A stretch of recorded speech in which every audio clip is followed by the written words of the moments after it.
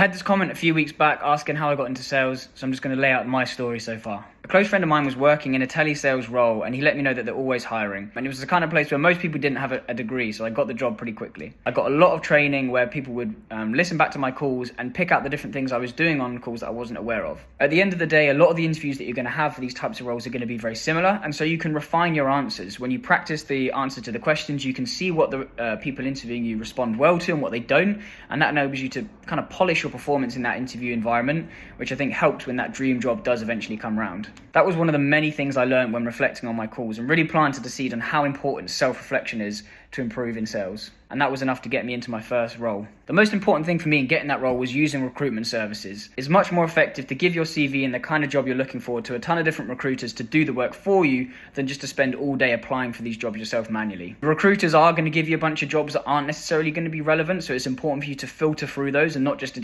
take an interview for every single job that they want to give you. And they're not always going to have your best interests at heart. But get your CV out there, get a recruiter getting you interviews, and just practice. I joined a company and worked there for 7 months before being introduced to the co-founders of the company where I've spent the last 4 years. And the opportunity to grow the company from the ground up and work directly under the co-founders was too good for me to turn down, so I took the risk and ended up joining there. But it all started from that telesales role, getting my CV out there, improving my core soft skills, and helping recruiters get me into that kind of fundamental BDR role when the time is right. Follow me for more stories around what's worked for me in sales.